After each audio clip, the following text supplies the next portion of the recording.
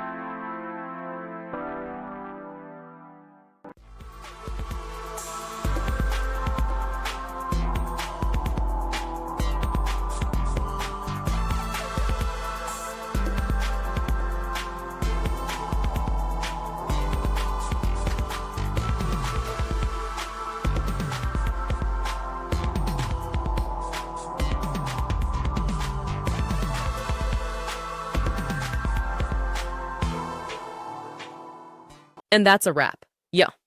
I hope you found the answer you were looking for. If you did, take a second to hit that subscribe button. It really helps out. And let me know in the comments which solution worked best for you. See you next time in the debug zone.